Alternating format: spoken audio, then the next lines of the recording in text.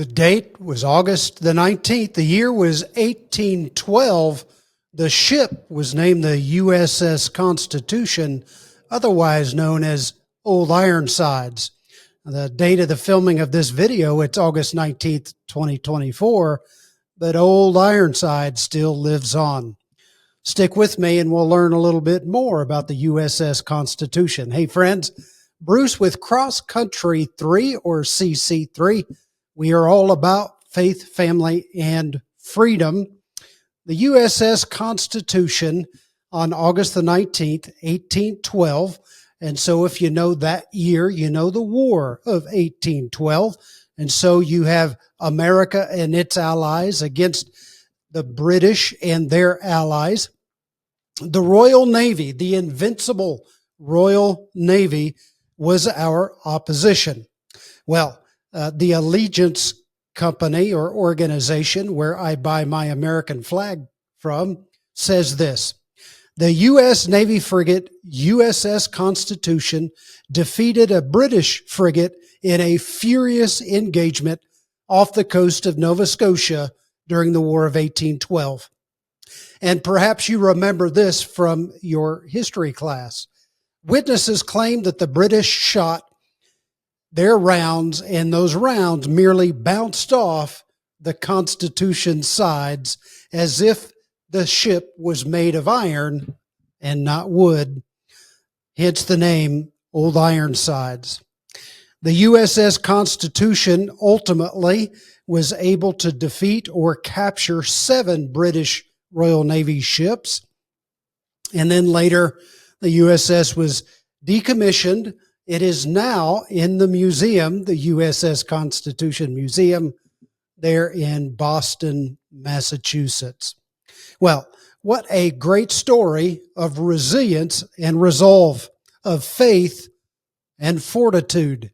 Well, it sort of tells the story of America itself, doesn't it? Well, you and I both know that faith, family, and freedom played a big part in the genesis of the United States of America. From before its inception as a nation, God raised up men, as I've mentioned before, like Jonathan Edwards, who helped lead the Great Awakening before we became a nation. The Constitution was signed.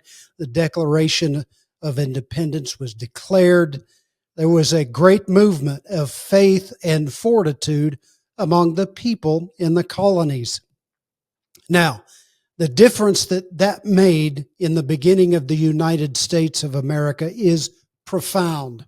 Its fascinating effect as those men and women went on to form societies and create a culture that ultimately honored God and built a safe and secure environment for faith to exist, for families to flourish, and for freedom to be a central part of our existence.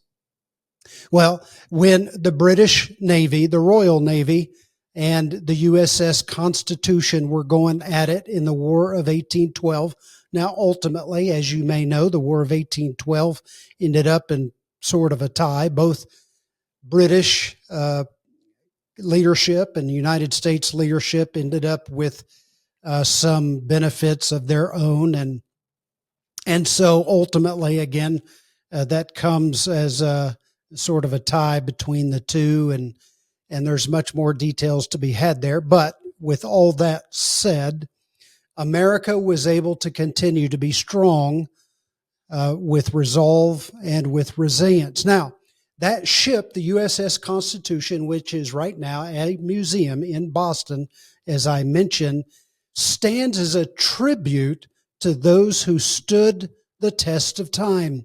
My friend, those who've gone before us and stood the test of time did so because of their willingness to persevere and their unwillingness to give in and give up. I know that you live in a difficult time today in 2024, and I understand that the enemy, Satan himself, is throwing all kinds of things at you, your family, and the culture in which you live. But don't give in, don't give up.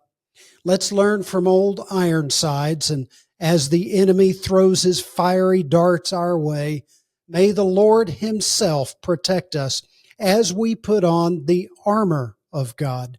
And may we be a part of God's team, God's church that wins ultimately, as we know the scripture says.